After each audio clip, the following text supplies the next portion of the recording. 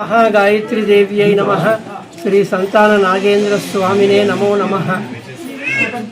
భువనగిరిలో ఆండాల్ నగర్లో dolphin hotel ఎదురుగా శ్రీ త్రిశక్తి మహాగాయత్రి మందిరం 3 సంవత్సరాల క్రితం ప్రతిష్టాపన జరిగింది. ఈరోజు తృతీయ వార్షికోత్సవం జరుపుకుంటున్నాం. ఈ కార్యక్రమంలో ఉదయం కలశ స్థాపనతో ప్రారంభమైంది. ఆ తరువాత కుంకుమార్చనలు సంకల్పం చేసిన తర్వాత అనేక మంది భక్తులు హైదరాబాద్ నుండి, భువనగిరి పట్టణం నుండి, చుట్టూ ఉన్న గ్రామాల నుండి వచ్చిన భక్తులందరూ కూడా సంకల్పం చేశారు.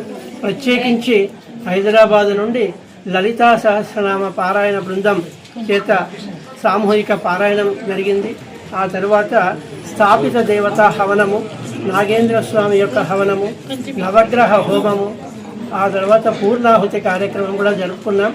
ఈరోజు ప్రత్యేకించి మన ఆలయాన్ని సందర్శించడానికి స్థానిక భువనగిరి శాసన సభ్యులు శ్రీ కుంభం అనిల్ కుమార్ రెడ్డి గారు కూడా వచ్చేసి దర్శించుకున్నారు. ఇక్కడ కావలసిన వసతి అంటే ఇది రహదారికి సమీపంలో ఉన్న కొంచెం రోడ్డు సక్రమంగా లేకపోవడం వల్ల భక్తులకు అనేక ఇబ్బందులు కలుగుతుంది రావడానికి.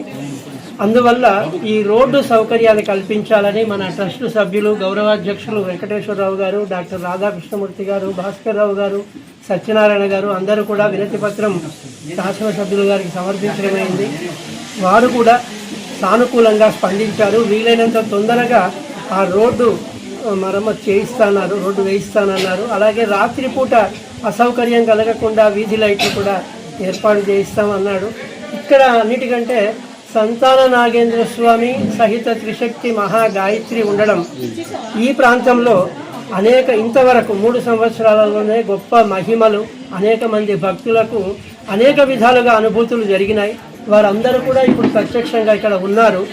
వారందరి అనుభూతులను బట్టి వారందరూ పొందిన ఫలితాలను అనుసరించి ఇంకా ఇలాంటి ఇబ్బందులు ఎదుర్కొనేవారు కూడా ఈ ఆలయానికి విచ్చేసి ఇక్కడ దర్శనం చేసుకున్నట్టయితే వారికి తప్పకుండా అమ్మవారి అనుగ్రహం చేత వారి కష్టాలు, ఇబ్బందులన్నీ తొలగిపోతాయి.